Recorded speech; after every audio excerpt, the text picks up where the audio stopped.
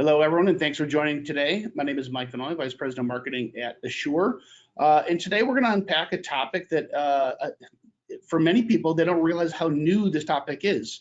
It's been illegal to not pay people equally for equal work since 1963, when the Equal Pay Act was first passed. But laws and rules around equal pay are evolving, and there's some really important things that employers need to know. And so we're going to unpack it today. And I got a great guest to do so. So Brian Shenker joins us today from Jackson Lewis. Brian's a regular contributor on the show. His practice focuses on representing employers in a wide range of workplace matters. He has extensive experience defending class action, collective action lawsuits under federal and state wage and hour laws. He successfully defended wage and hour audits conducted by the U.S. and New York State Department of Labor. And he regularly handles cases before courts and administrative agencies involving claims of discrimination, sexual harassment, and retaliation. So welcome back to the show, Brian. Thanks for joining us today. Yeah, thank you for having me, Mike. I think this is a great topic to discuss. Like you said, it's something that's been around for a while, but there's definitely been a recent push with various laws. So I'm excited to get into that. Yeah, so let's just jump into it, Brian. So literally, it's 1963. The Equal Pay Act first passed. I think a lot of employers, most employers are expert at their industry, at their company, their business, and they, on face value, they know it's illegal to not pay people for unequally for the same work. But what's changed? Bring everybody up to speed here. Sure. So, right, I think you're right. Since 1963 with the Equal Pay Act and 64 with Title VII of the Civil Rights Act. There's been these prohibitions, that require this equal pay for equal work. But I think, we've seen an increased focus on it, for a number of reasons. And, states and localities are responding, with a rapidly growing patchwork of local laws. I think, what we've certainly seen is increased attention from the EEOC and for federal contractors from the OFCCP, being more aggressive with their litigation and enforcement with respect to equal pay. And I think one of the reasons is that pay discrepancies still exist. I think some recent data shows that for full-time U.S. workers that typically, women in the U.S. are paid less for every dollar than their, white non-Hispanic male counterparts. I've seen data around, 82 cents on the dollar that they earn. And the statistics are even bleaker for minority women. So even though we've had these pay equity laws on the books, I think there's a recent recognition that they haven't had the intended effect of, getting rid of these, unequal pay. And certainly with media coverage, there's been a heightened awareness of this. And I think that also has led to, more frequent employee inquiries and complaints about equal pay. I think, as we'll certainly discuss today, the push for pay equity has somewhat moved beyond, the statutes that require equal pay into things such as, pay transparency, banning, salary history requests. So, I think all those factors are really leading to this, this patchwork of legislation, and are pushing employers even in other jurisdictions to compel them to take a closer look at their employment practices and how they impact equity within their organizations. So Brian, so before we just move on and kind of start jumping into what the actual new legislation is, we really have kind of one major, let's call it sea change, right? Which is more legislation and enforcement around equity and transparency.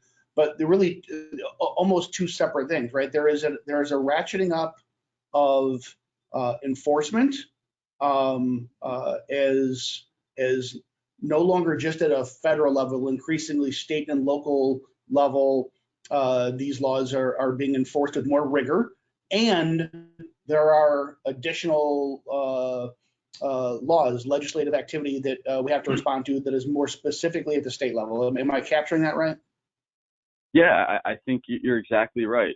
The early federal law said essentially equal pay for equal work, but we haven't seen the substantial changes that those and state laws that made similar mandates required. So I think that's why we're seeing the push into these other areas so that there can hopefully be the intended effect.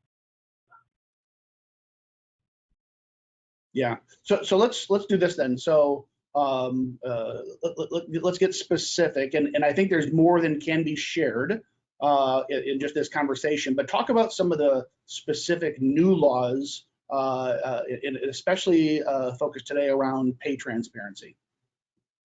Right. So like we mentioned, that seems to be the growing trend into laws requiring pay transparency. I think one area that we previously seen that I mentioned was salary history, disclosure bans.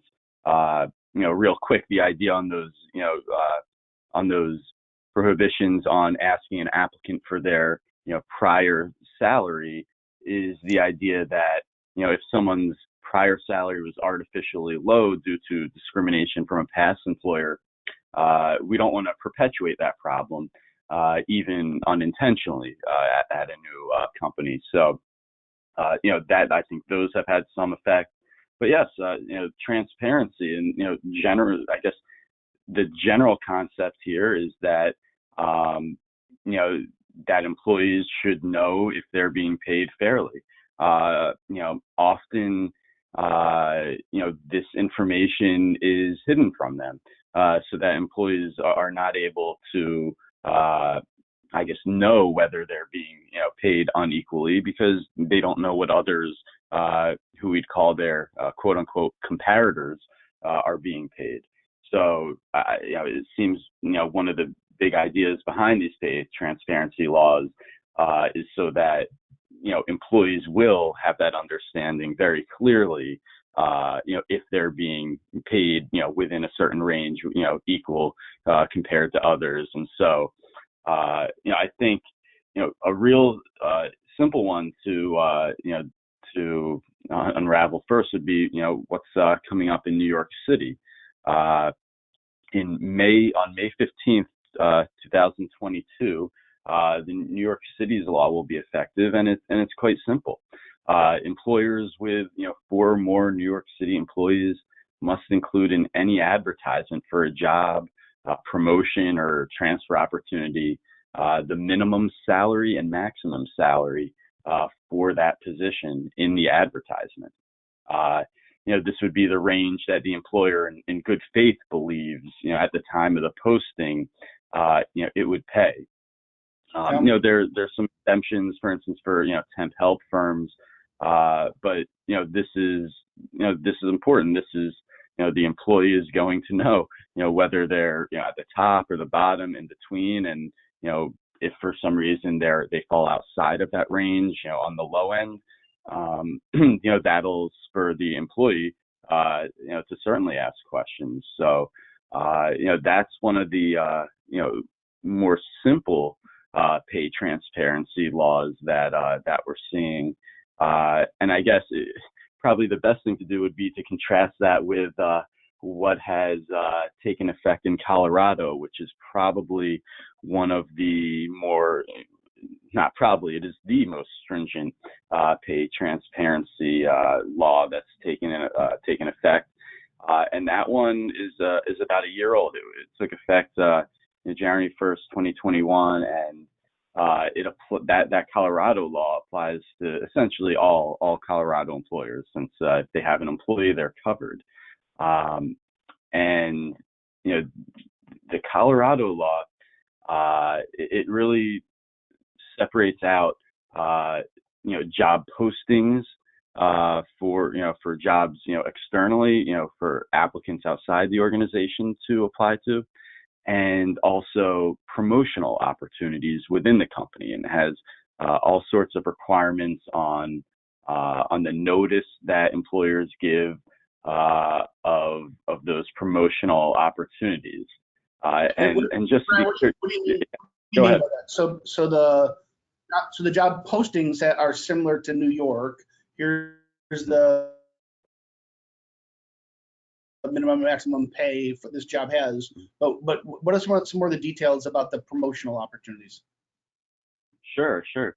So basically, the Colorado law requires companies to provide a formal notice to its employees of promotional opportunities. And in addition to that, they need to disclose, the pay rates or ranges for those postings.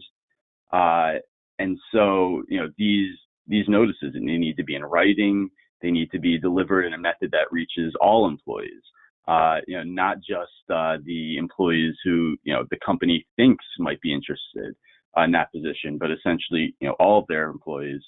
And it needs to go out to all employees on the same day. And it needs to be done sufficiently in advance of the selection decision.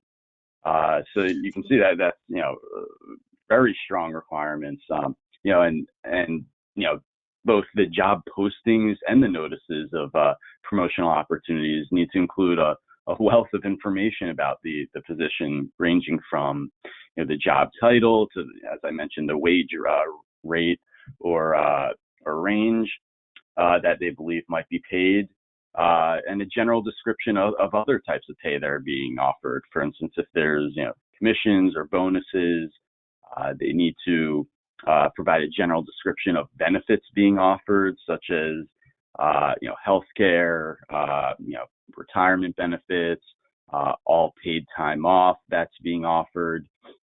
And so, this is a lot of information that employers need to provide. So, it's I'm not. Go ahead. That brings up all kinds of interesting scenarios, right? You could be an employer that has I have frontline employees in a certain job function, and maybe I think I don't have enough skill in that position. So in the past, where an employer maybe has gone out and they posted jobs, or they sought out a headhunter to go find workers that don't pay the same amount. This law and the Colorado law is really intended to just create more transparency around it. So all current employees are also fully aware of what the employer is seeking. Am I saying that right? Yeah, exactly. And, it really, the Colorado law specifically really, prohibits employers from working around that, especially in, filling positions internally.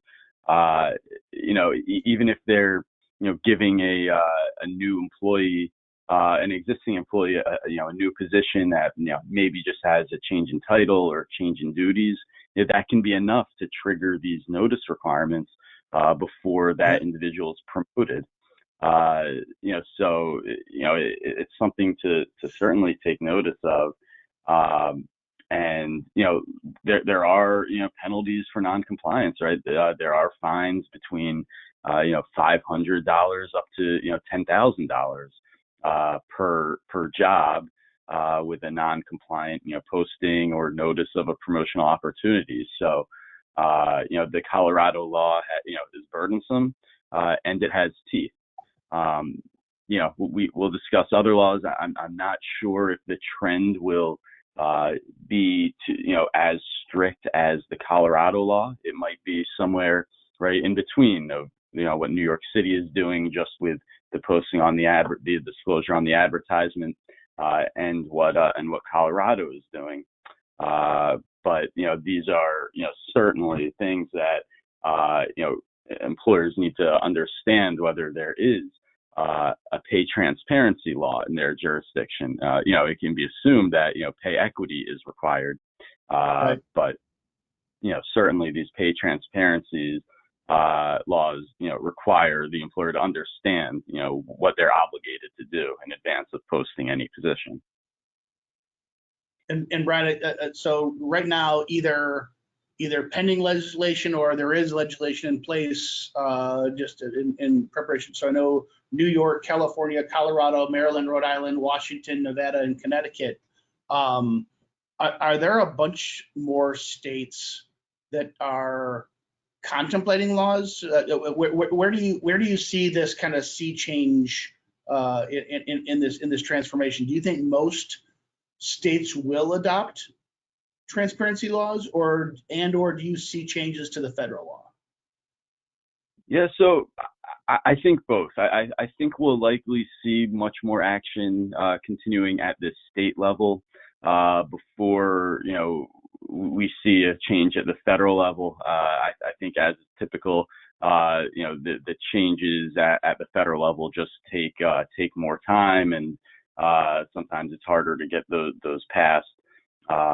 But yeah, like you said, other states, right? Nevada, Connecticut, right? And others. And I think, if we were to see federal legislation, we can look at these and see what's going on, right? For instance, Nevada requires employers to provide the wage or salary range to applicants who have completed an interview, even without a request for that information, though they require employees to request the range in order for the company to be required to be transparent. And Connecticut, for instance, the employers have to provide the salary range to applicants upon request, and by the time and they extend an offer of compensation if the applicant didn't previously request it. So I think we'll certainly see more and more states do this as there's a wider recognition that pay equity laws just haven't had the teeth and haven't gotten the job done. Yeah, and it seems, I've talked about this on maybe it seems like almost every week in the show we keep referencing examples where, and it's the first one you talked about, New York. You didn't say New York State, you said New York City, right? It's 1963 was the big federal law. And while there's a ratcheting up of enforcement of federal laws, that the continuum continues to tip towards rights of the employee. Increasingly, there's state laws and even local municipalities. Now, New York City is a pretty big municipality, but it's not the state, it's a city, right? And so we're seeing this tipping from federal to state to local, where the layers of legislation and the amount of detail that employers must be aware of just is getting exponentially more complex. Am I thinking about that the right way? Yeah, I think you're absolutely right. And look, even if an employer is somewhere where there's not a pay transparency law, there are steps they should be taking, with respect to pay equity. Certainly, it's understandable and probably advisable, that if your jurisdiction does not include a pay transparency law, that there may not be any reason to go forward and do that at this point. But employers should be taking this opportunity, seeing what's the wave that's coming, to evaluate their own compensation data. Just as always advising companies that every position should have a job description, right? What goes along with that? A salary range, or a wage rate range for that position. I think businesses should know what they want to pay for a position, and generally, if you're going to deviate from that pay, there should be business related and non-discriminatory reasons for doing so. And I think we've repeated this before, I think, in our prior discussions, but documentation of everything is always so key. And if there are deviations from that range, employers should document those business reasons why, so that if and when their pay policies or compensation policies are challenged, that it's easier to establish why there's differentiations from how employee A versus how employee B is paid. Let's go there and just talk about how to comply. So and I guess on one hand it seems obvious. If you happen to live in New York City, you follow the New York City law. If you live in Colorado, you follow the Colorado law. So maybe give some guidance, I think, around the easy part, following your local law, or the highest bar, I should say, in case there are multiple layers of laws. But then let's go down this path of guiding small businesses, mid-sized companies who don't have huge HR departments to be thinking about how to comply with what is probably inevitable law. Sure. So that's right. So I think number one is determining if you're in a state or a city with one of these laws on the books. If you're in New York City, for instance, or you're hiring New York City employees, a law like that is, relatively easy to comply with. It's changing your advertisement to include this range. Something like, Colorado's law is a bit more complicated, and might take, either, more investigation or bringing in someone from the outside to assist in complying. But I think the key is that, employers should remember that these pay transparency laws are made with the goal of promoting pay equity. So let's not forget that pay equity aspect to it. I think it's a great idea for all business owners, especially for small and mid-sized companies, to prepare this data. Right, it can be as easy as putting together a spreadsheet with all employees, their titles, positions, and what they're earning, and if there are multiple locations, I'd identify that. But just putting that data together can give a business an idea of are they paying people equally, and if not, are there reasons for why that's not occurring? Because look, a lot of this can be unintentional. And that brings me back to the thought of the ban on salary history questions, and I think that's one of those factors where business could solely rely on past salary histories to set their pay scale, and that could unintentionally result in substantial issues in for instance, whether it's women or a minority group not being paid as much as others. And so, looking at the data, I think, is the first step to understanding if there's an issue. But also setting policies, right? Whoever is making the hiring and setting of the wage, for new employees, those individuals need to, understand, what are acceptable, factors to consider, and which are not acceptable factors to consider in setting a salary. So I think that's all very important to understand. Even if there's no pay transparency law on the books. Brian, should employers be concerned about, is this really only where the work is performed versus where the employee resides? So if I'm in Hoboken and I got somebody who makes a reverse commute from the New York side. So there are New York City residents, but they work in New Jersey. What's the employer's responsibility for knowing laws where their employees live, not necessarily where the work is performed? Sure. So it's not always necessarily where they live. Typically, these laws are more about where the employer is and where they are hiring, for that position. So, even though the employee might be, might live in New Jersey, if it's a New York City position, I think, that's important to understand. But I think what you're saying, probably, it leads us right into the discussion of, remote positions. Yeah, let's go there, because that's where we're going to go next. So yeah, break that down. Okay. But yeah, I think, and that's something that, might differ, in terms of, the location of the employee versus, where the employer is.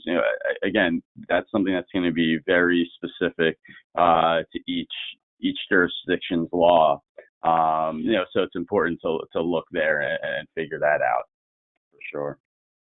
Yeah, and so I mean, hate to say it, but the reality is, this is one of the contributing factors why this is so darn complex, because where the employee lives versus where the work is performed, I think generally speaking, we understand tax law, right, to be based on where the work is performed.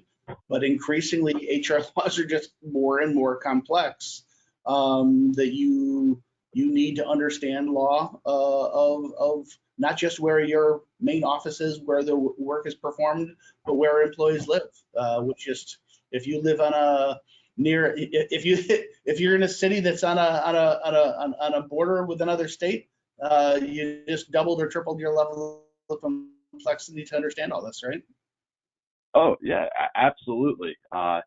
You're right. And if you're an employer with, multiple locations, in different states, that's also, complicates it as well.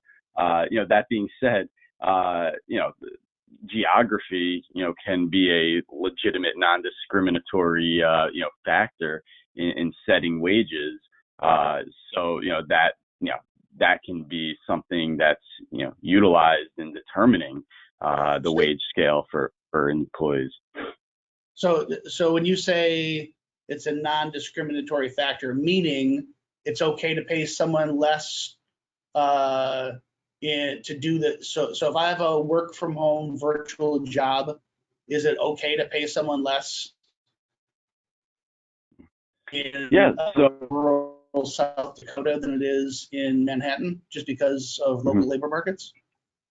Right. So this is a great question. I think it's an area that, especially with remote work, that we're going to see, courts really, how they handle this, because, certainly, as we discussed, right, there are legitimate factors that can be looked at, that result in people earning different amounts, right? Whether it's, geography, right? Meaning, right, there's a business location in a state or city with a high cost of living. And so those employees who work there might be paid higher compared to, a location with a lower cost of living. Other factors like, degrees, education, years of experience. But I think when we're looking at remote jobs, it becomes even more complicated. Because, I guess, the general concept, whether or not it's defensible to pay remote workers, less than employees in the physical workplace, may depend on the jurisdiction. Obviously, the Equal Pay Act, states that, you can look to geography to defend, compensation decisions. But I guess, we can take, for example, the situation where you have remote workers who may live nearby the actual business location, but they're remote. Right. It's probably the same cost of living. So what would be the basis for, paying those remote workers in the same geographic location, less than the others? I think one concern that, I've seen, from reading literature, and I think also, anecdotally, is that we're finding that, if an employer is looking to attract staff right now in the environment we're in. A lot of employers are offering remote work, or going to current employees and offering them the choice to volunteer for remote work. And I think what we're finding is that it's often women who are willing to work remotely and possibly take a pay cut or less money for the benefit of not having to commute and be home, because it's often women that disproportionately have more responsibilities at home than men, and so they're more likely to raise their hands to work remotely. So then if your remote workers are being paid less, then we might have an issue of a disparate impact. So very it's complicated. We haven't really seen how courts are going to handle that. So we'll have to see how the case law shakes out, but those are serious issues to consider with remote workers versus those who are physically present. Yeah, and we're seeing this more and more in tech, right? In the shift to virtual work has obviously been a continuum that's going for 20 years, right? But the pandemic really accelerated that movement, and you got technology talent. If you're a programmer, you're worth a heck of a lot more if you live in Silicon Valley than if you are in a rural market, right? We don't have to name anything, just because there aren't as many the supply demand curve. But when everything's virtual, these Silicon Valley companies, these New York City companies, Dallas, Chicago, the big markets, they're paying top dollar for remote employees as long as they have a good internet connection, right? So I suspect this is going to be tested in courts in the coming year or two in a way that it hasn't yet. Do you think that's right? Yeah, I 100% agree with that. I think probably the remote jobs, that's what we're going to start seeing come through the court system, and we'll have to see how those are handled, because it's not as straightforward as two individuals in the same workplace being paid differently. There are other factors to consider with jobs, and I think that it brings out one of those issues in discrimination, right? That it's not always about disparate treatment, which is essentially discriminating against an individual, paying them less because, for instance, of their sex. But disparate impact claims, there's potential for those in this arena as well, where looking at the pay data for a company, we don't know what is causing it, or it might not be able to identify that, but you can see that for instance women in the same positions are being paid less across the board, and so even if there's not a specific policy that can be pointed to, that type of disparate impact is problematic nonetheless. Before we move on to our final topic, I just kind of want to give guidance for the future in the direction here, and we've been sprinkling that throughout. On this topic of advertising for remote job descriptions, what specific guidance can you give? Because some listening today live in one of these cities or states where there is new legislation, new laws they must comply with. There are other people not on this call who are posting for remote work and without even knowing it, will have applicants from these areas and will perform the work in these areas and have no idea that these laws even exist, right? Because they don't exist in their hometown or home state. So what specific guidance would you be giving employers around specifically advertising for remote job descriptions?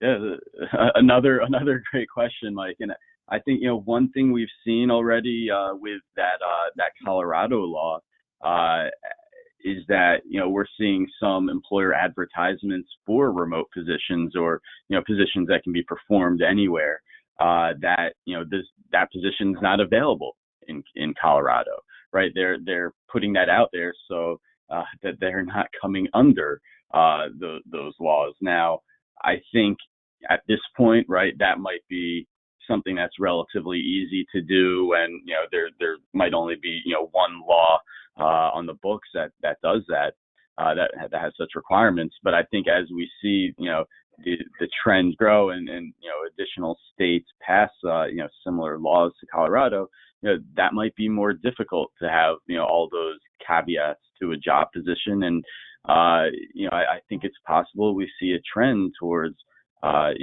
salary range disclosure on advertisements, even where it might not be required, just so that especially with these remote jobs, that employers don't run the risk of violating the law in a state where they are looking and they may have applicants.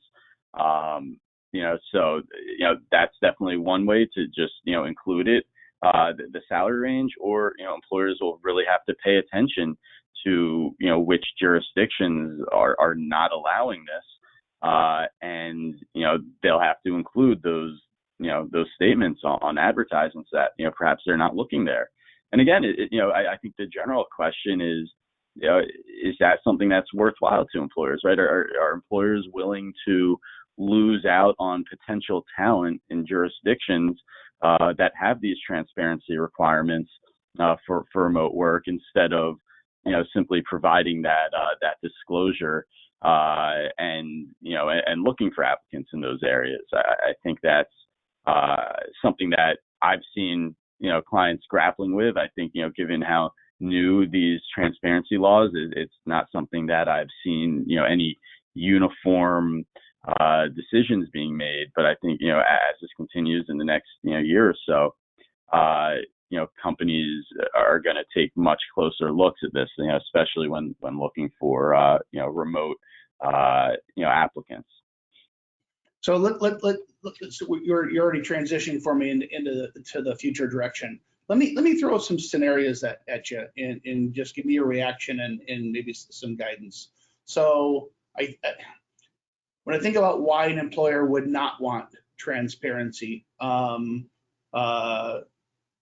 I think most employers, they don't have nefarious intentions, right? They're not trying to squeeze the little man, so to speak. They're trying to run a business and be as productive as they can. And so maybe an employer has performance issues with some internal employees, and they want to post a job that they are willing to pay more because they are expecting a different level of talent that comes in. Mm-hmm. How should an employer think about doing that in this new landscape? Yeah, wow, that's a great hypothetical, and yeah, I think that can cause issues, right? Because I think the point of what you're saying is that, right, the current employee might see, is going to see that they're being replaced by someone who's now being paid a lot more for what they think is the same position. I think it probably goes back to documentation that if the company is looking for something different, whether they're looking for someone with more years of experience, or that those things, if they're looking for someone with an additional degree, those things should be documented as to why the range is changing. And look, we're also in an inflationary period right now. The wages that a company was willing to pay a year ago for the same position may have substantially changed by where we are right now. So and that's okay. But I think companies should have some documentation for those reasons. Because look, if you get an equal pay claim, it'd be a year later, and you might not be sure. Maybe that hiring manager is no longer with the company. So we want to have something to rely on, something to look back on and say, yes, this is a legitimate factor we considered in looking for the same someone for the same position, but at a higher wage rate. Yeah. I want to go more detail on that. You stole my next question for me, by the way. And I'm aging myself, but I remember being a fairly young manager during the dot-com bubble, around 2000, and wages for technology salespeople were just bonkers, right? And so you had really good, talented, hardworking, and successful people, not anybody you want to work out of the business, making X, and they've been with you for 5 years. But to bring somebody new in, it was way higher compensation. But if you were to raise the compensation of all your current employees to that new market level, I mean, the check would bounce. I mean, it was employers were put in a really, really difficult position.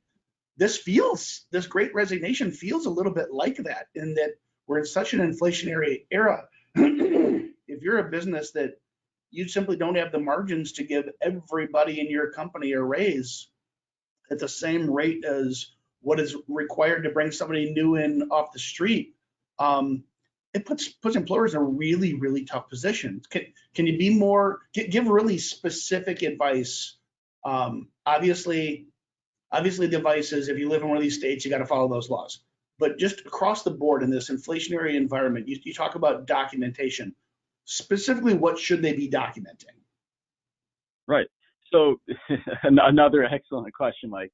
And I think, that goes to, one of the things, and I think when companies are interviewing employees and getting into the compensation issue, right, the question, shouldn't be, what were you making at your last employer? It's, what are you looking to make in this position?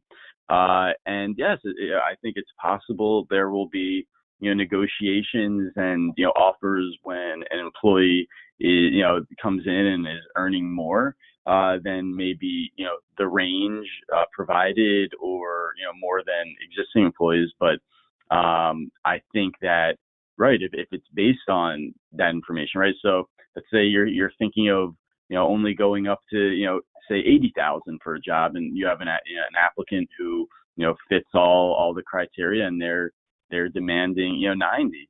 I think, right, you could, without any documentation, you could just pay that person 90. But, the company, right, there should be interview notes. There should be notes that, list the negotiated numbers, right, that went back and forth.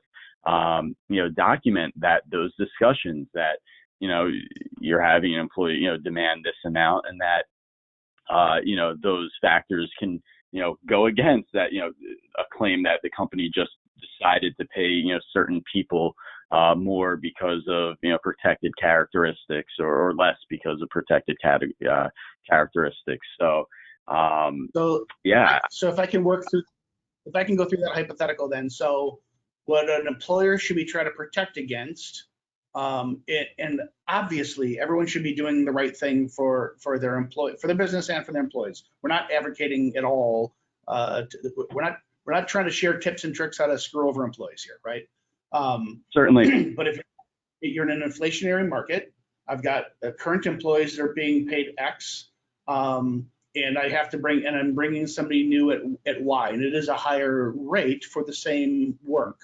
So if I have an existing employee, they can make a wage and hour claim, and without any documentation, I could absolutely be in violation of equal pay for equal work.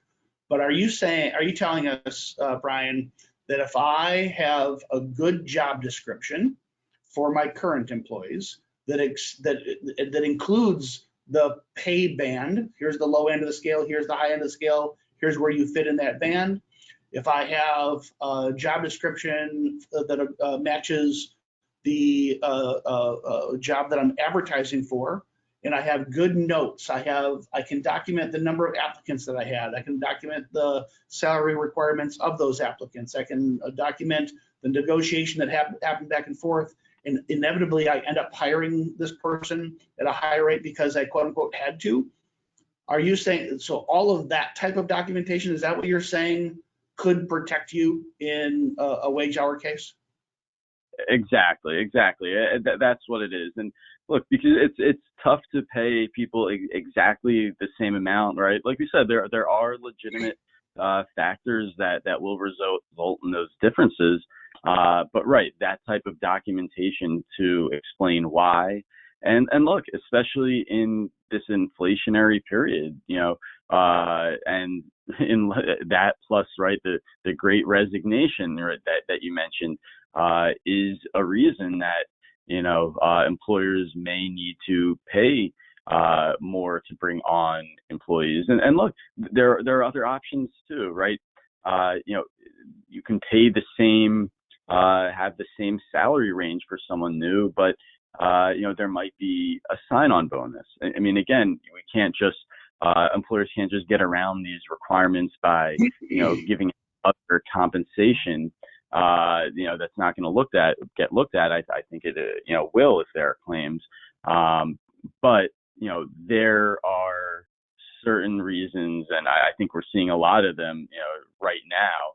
Why it may be hard to bring in people at the same range that you're currently paying. But I think again, employers should then always evaluate what their workforce looks like. And if a company brings in, let's just use the example of men versus women. If there are 5 new hires in a position recently, and they're all men, and they're all getting paid a higher amount because of business circumstances, we might not have a disparate treatment claim, but there could be a disparate impact if then the men in this position are being paid more than the women, and so there might need to be adjustments.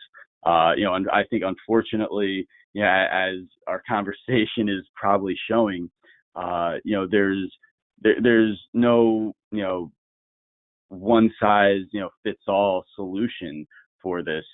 Employers, I think the answer really lies in the employer, even small and mid-sized companies, having these set policies on how they're going to compensate people and getting that data, right? I think it's important for a business owner or HR to look at and understand how people are being paid in the same or similar positions. There might be absolutely unintended differences, but if they're substantial, if it's based on if it's drawn down protected category lines, those are issues. And I think a lot of this, more so than other types of discrimination claims, problems in this arena can come from unintentional actions. But I think what these laws are trying to get across to employers is that ignoring the issue is not good enough. That there's certainly within many of these laws some proactive stuff that employers are going to have to do. And so even if you're not in a jurisdiction that has a pay transparency law, I think a good start is examining your own workforce, seeing how they're paid, and seeing how you make those decisions on compensation. I think that's really the place to start for any employer. Right, I'm going to give you one more use case, just because I feel all the examples that all the scenarios that I've given are where the employee might feel trampled by their employer. I want to give an exact opposite case. Maybe I've hired people into a job family that we were maybe immature as an organization, and so I needed top of market talent. I needed people who were experienced, who could see around corners for me to do the job.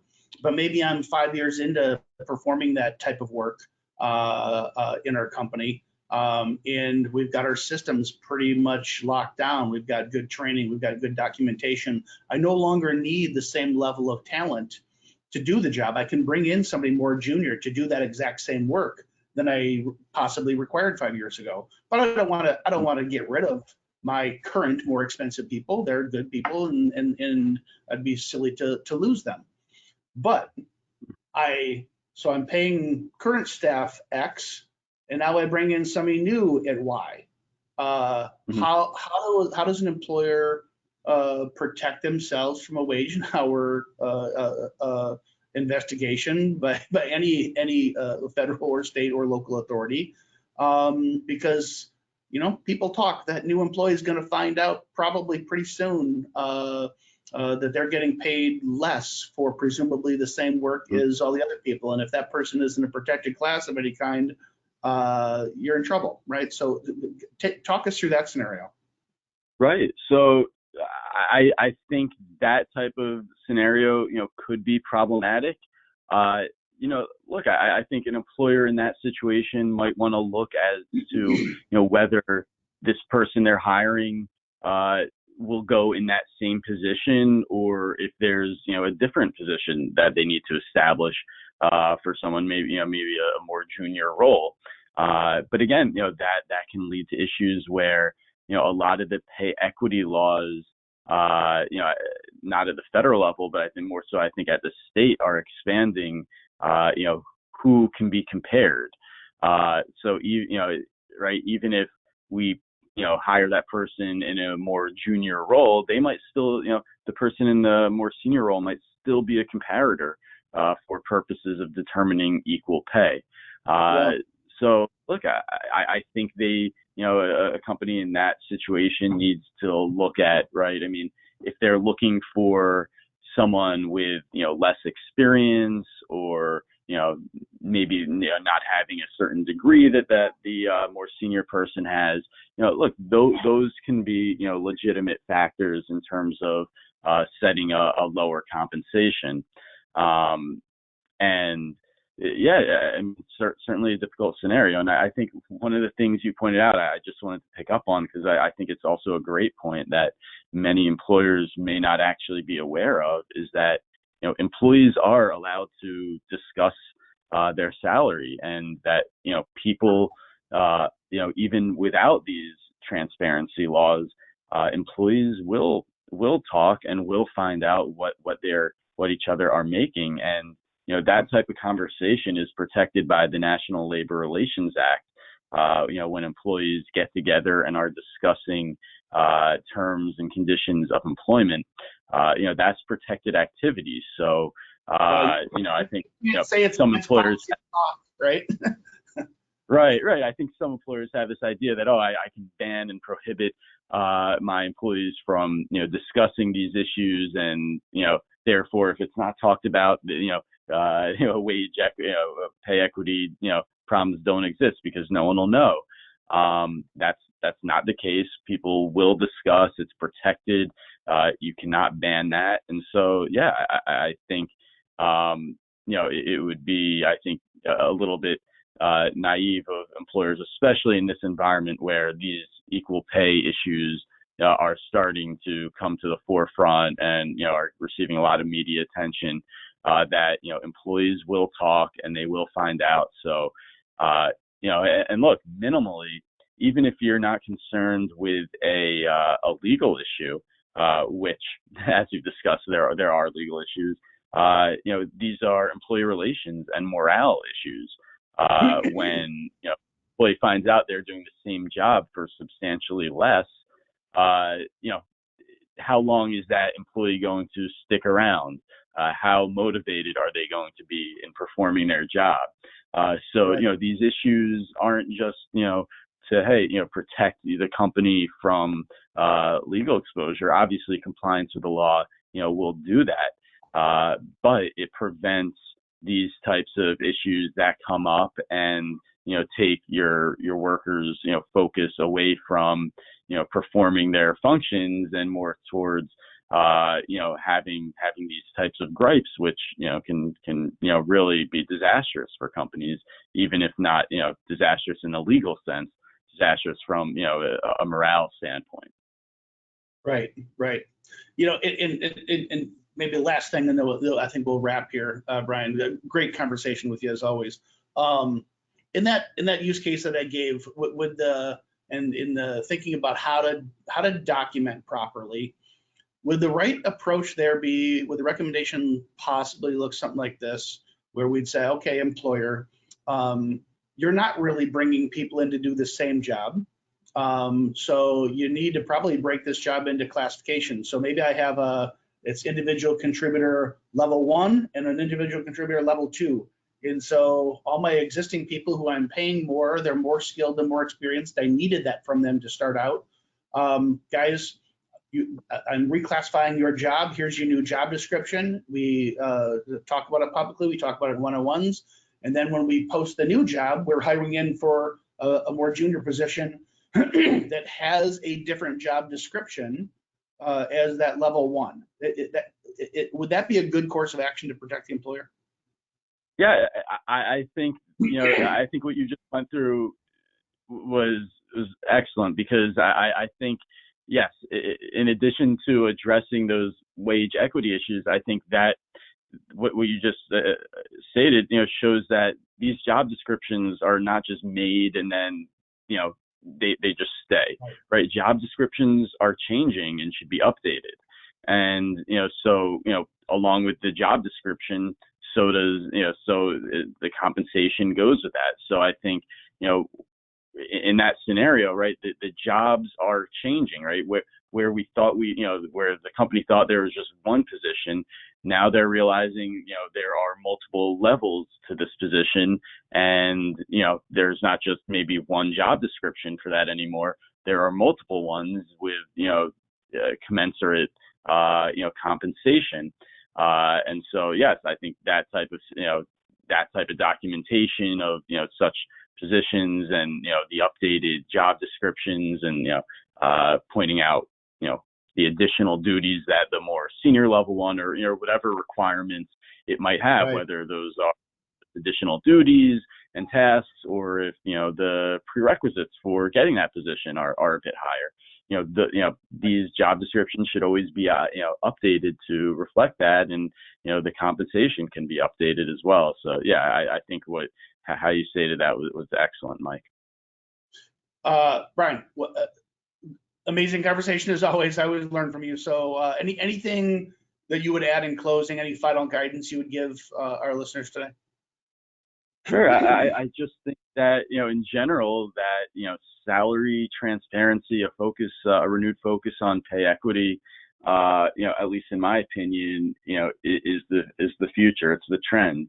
I think that at a minimum, we'll see new laws, at least requiring, compensation ranges, upon request, if not, requiring them to be proactively disclosed, like in, New York and Colorado. I think that, the opportunity transparency, that's part of the Colorado law. I'm not sure how much we'll see of that in other state laws, but I think, companies can expect this trend to continue. And, as I've mentioned, there's never a bad time to look internally at, how you're doing about, your own data and examining your own policies. And so, now is certainly a good time to do that. Yeah, Brian, I appreciate it. And, if you guys need help in this area, this is what we do. I think whether you live in one of these states or these municipalities that has new wage transparency laws or not, wage and hour disputes and investigations and audits can crush a small or mid-sized business. And you don't have to be wrong. You just have to have the resources and costs to defend a case, whether you're right or wrong. And so, as always, documentation is everything. And Brian continued to hit that theme for us. Documentation in the form of job descriptions, documentation in the form of notes of interviews, documentation in the form of extemporaneous notes from one-on-one meetings with employees. And so, if you don't have the resources to hire, say, a SHRM certified HR professional, because you're a small and growing business, or you're a mid-sized company, but your employees would prefer to talk to an unbiased third party. Many of them do, and they're more willing to open up to a third party HR person because they know that their boss has a social relationship with the HR manager, and they just might not be comfortable sharing all. And the more transparent you can be, the more you document your processes, the more you document your jobs. These are exactly the types of services we provide, whether it's our entry-level services where we provide outsourced HR just for your managers in a reactive mode, strategic HR for your managers in a proactive mode, where we are writing these job descriptions for you. We are doing the audits. We're providing training for your managers, or we're literally the entire help desk. We are your HR department. Your employees call us, and we just truly become a member of your team. Whatever is the appropriate way that we can help you, we'd love to be able to do that. If not, hopefully today's discussion added value.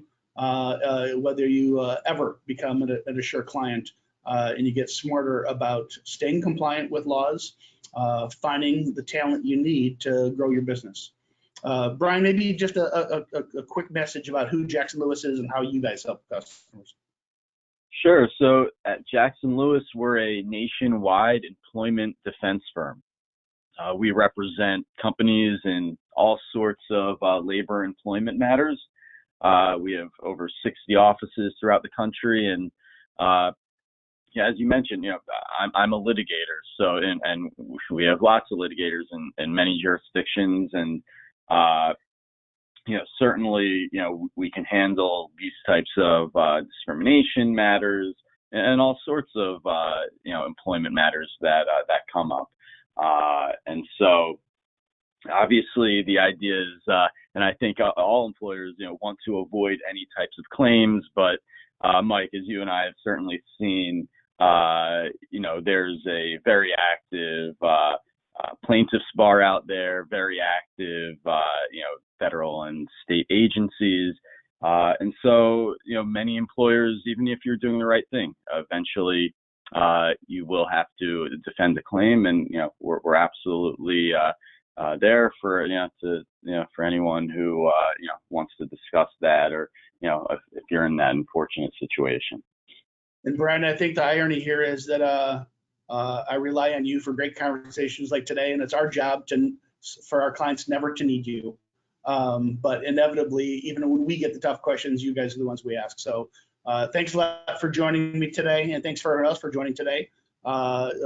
Beyond HR compliance, of course, anything we can do to help in the payroll, HR, time and attendance area of helping you find talent, stay compliant, and grow your business, we'd love to help. With that, we'll talk to you next show. Thanks.